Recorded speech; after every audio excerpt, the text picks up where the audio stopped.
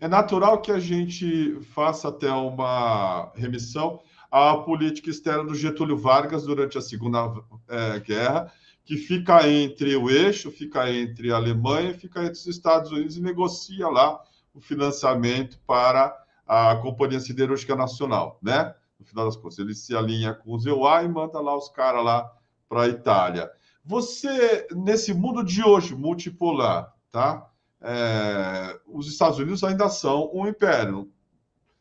Estão aí, não adianta dizer que acabou, estão aí ainda, por um tempo determinado. Mas você vê uma funcionalidade, de novo, nessa analogia, ou esse mundo terminou e o Lula está sinalizando que não vai mais ter, talvez, uma neutralidade na nossa política? Eu estou de acordo com a sua primeira análise.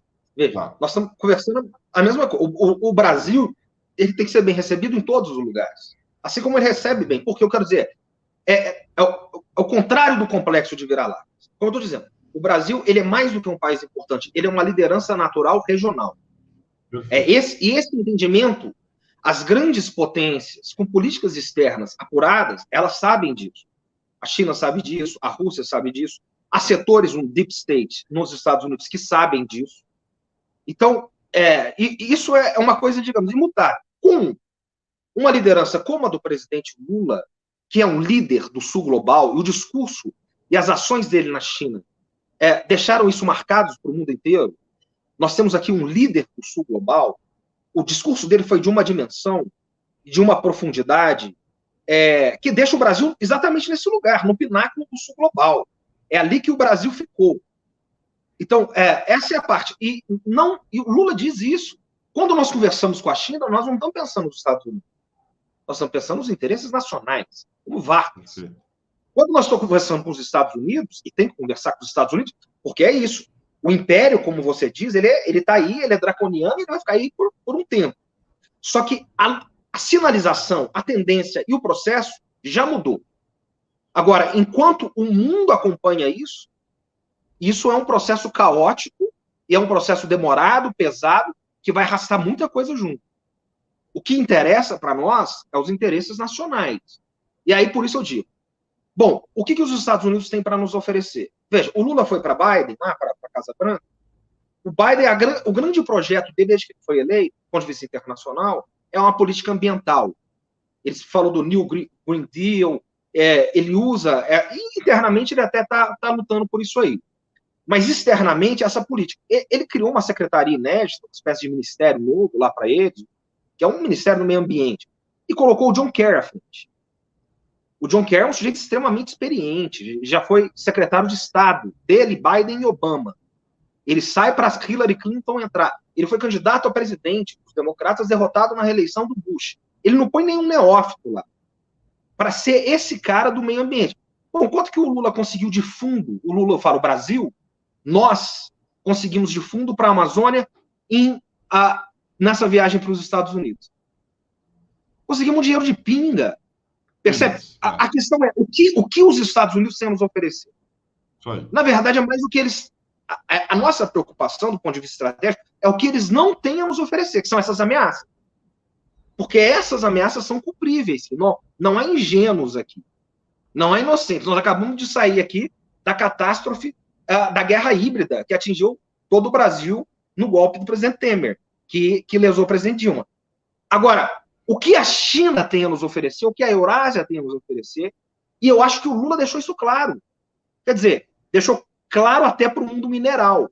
Perceba, quando o Lula vai no novo Banco de Desenvolvimento dos BRICS, banco esse fundado no Brasil pela presidente Dilma, veja só, como diria Bezerra da Silva, jogaram uma semente no meu quintal e nasceu um matagal. A gente não sabe o dia de amanhã. Presidente Dilma, na cúpula de Fortaleza, nos BRICS, no Ceará, ela pariu esse banco. O Banco dos BRICS foi parido pela presidenta Dilma. E quase 10 anos depois, uma década depois de tudo o que aconteceu, ela se torna a presidente do banco. No discurso, quase 10 anos depois, de posse da presidenta Dilma, a dimensão das palavras de Lula, elas são extremamente provocadoras e cortantes e de uma lucidez desse novo tempo do mundo. O Lula, pura e simplesmente, ele desafia ali, nas suas palavras, a arquitetura financeira internacional construída desde a Segunda Guerra Fria e reafirmada depois do fim de Bretton Woods, que passa pela hegemonia do dólar e que, aos poucos, ela já está mostrando sinais de derretimento forte.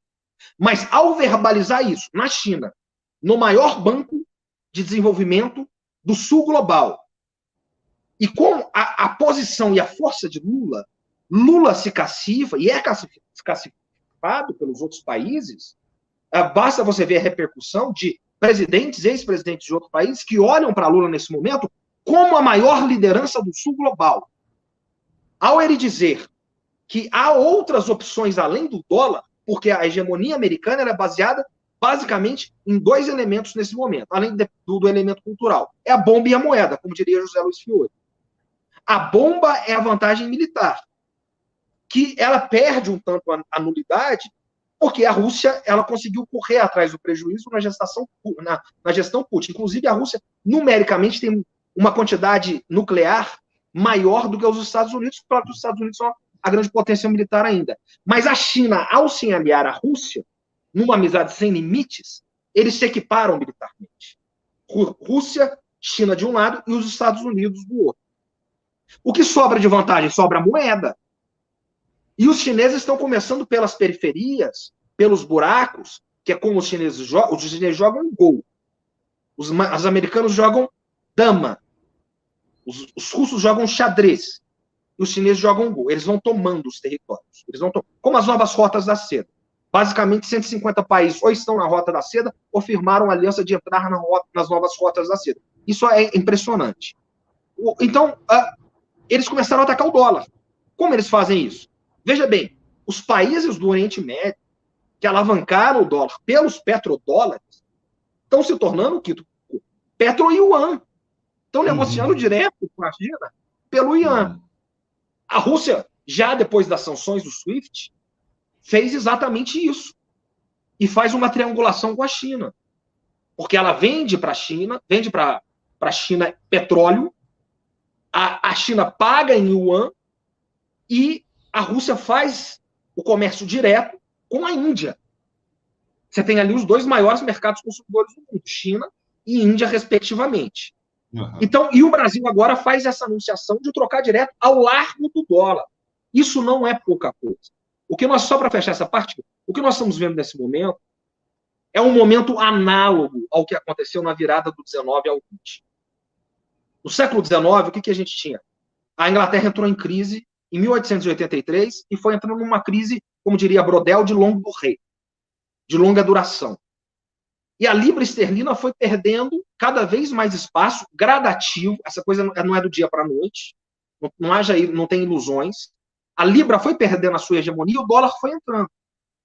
A Primeira Guerra Mundial foi para resolver, de alguma maneira, se seria o dólar ou se seria o marco alemão, porque a Alemanha estava na disputa. Ela não resolveu isso. Isso só foi resolvido na Segunda Guerra Mundial, e aí, depois da Segunda Guerra Mundial, o padrão ouro-dólar é imposto, que vai durar até 71, 73. 71, o Nixon sai do padrão ouro-dólar. Você tinha lá uma onça de ouro que varia cerca de 37 dólares.